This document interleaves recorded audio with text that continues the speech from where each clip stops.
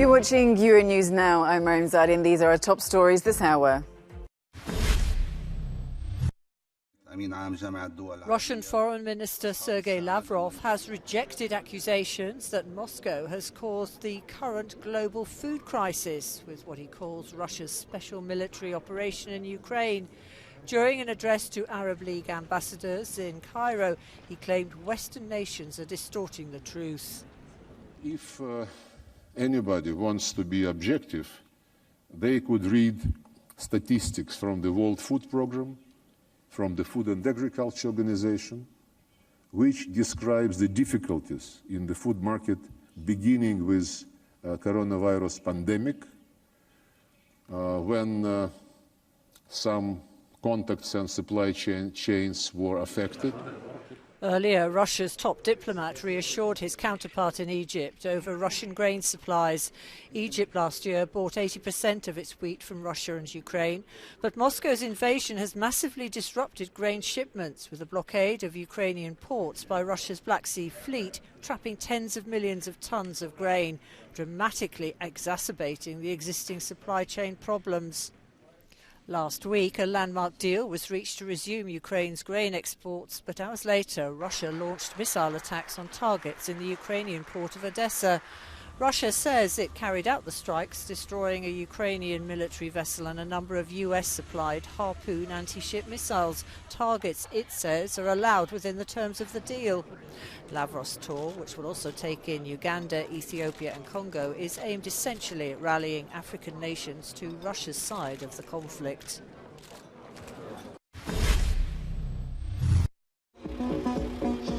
It's not the usual venue for a party, but these revellers in Ukraine are here for a purpose. They've come to Yehidny to help clear up and rebuild bombed-out homes. And if they can enjoy themselves with a bit of dance music at the same time, all well and good. The daytime clean-up rave was organised by young Ukrainians who've been using dance parties as a way to contribute to recovery efforts in parts of the country's north, which have suffered major damage by Russian bombardment.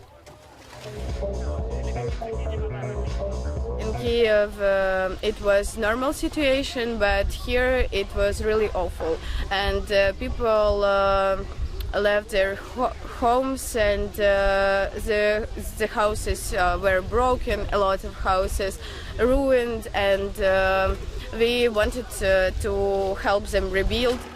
Most of the volunteers, primarily in their 20s and 30s, came from Kyiv, about 2 hours' drive away, but others have come from the western city of Lviv, while some foreign volunteers have arrived from Portugal, the United States, Germany and elsewhere.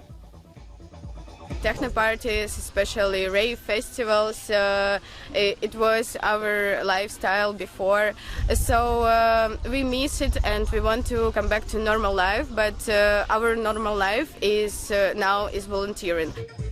The clean-up at the Cultural Centre in Yehidny was the group's 8th event so far, and they've already helped repair 15 damaged homes in the village.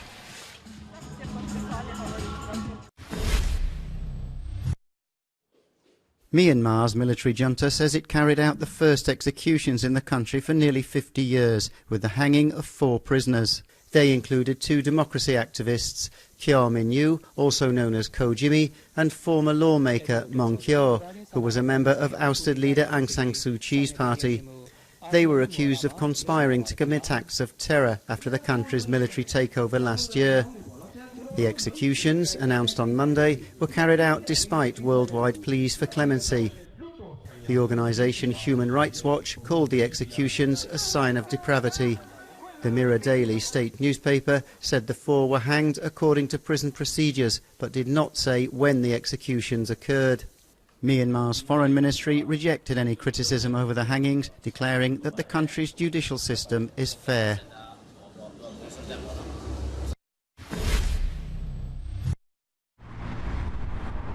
The road to reconciliation. Canadian Catholics and Indigenous groups are expected to join together on Monday to hear a historic and long-awaited apology from Pope Francis. The Pope's visit to Alberta arises after the Canadian government admitted to physical and sexual abuse being committed upon Indigenous children in state-funded Christian schools. The apology has occurred on a couple of occasions already, but yes, it means much to him to do it in person, but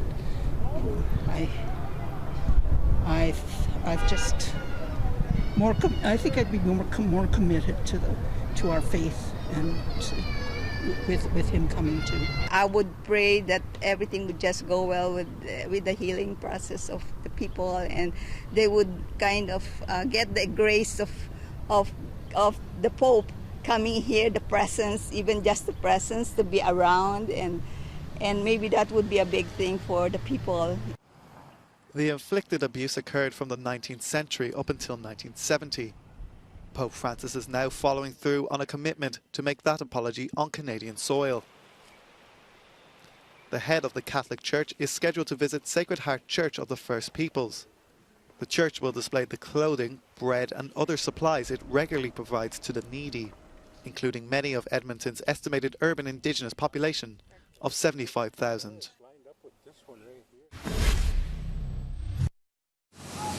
53. That's the number of new wildfires that have broken out across Greece in the last 24 hours. This comes as the National Fire Service continues to tackle blazes in Evros, Lesbos and near the western town of Grevena. Burning for 4 consecutive days, the inferno at the Dadia Lefkimi Soufri National Park was inspected by the Climate Crisis and Civil Protection Minister.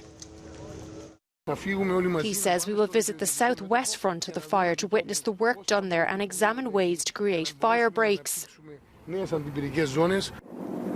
Moving east to the Canary Islands, some 600 people have evacuated their homes after a forest fire broke out in Tenerife on Thursday.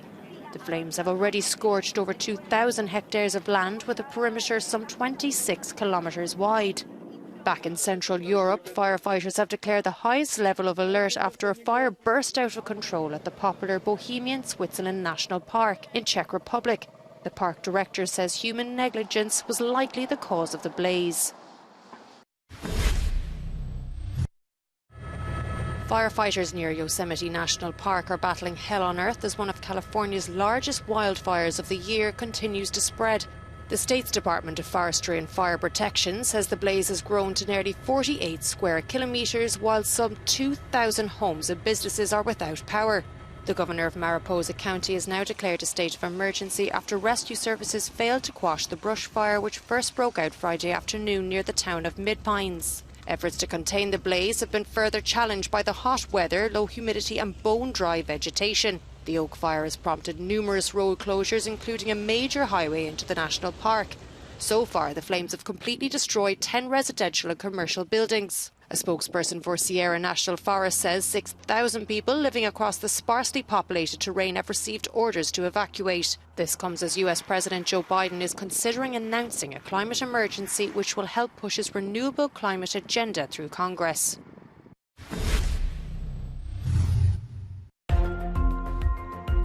Residents in Wellington have been seeing if they could salvage anything from their destroyed homes following last week's devastating fire which burnt a whole row of houses. The small village on the outskirts of London was one of the first in the UK to experience a wildfire triggered by record-breaking temperatures. The blaze had scorched through tinder-dry fields nearby. 25 Haitian migrants managed to cling on to the hull of their capsized boat when it ran into trouble off the coast of the Bahamas. 17 people, however, died, including a child. The vessel was a speedboat and heading for Miami. An increasing number of Haitians are risking their lives in an attempt to reach the US to flee gang violence and poverty at home. You're watching Euronews now. Do stay with us. Lots more to come on the programme.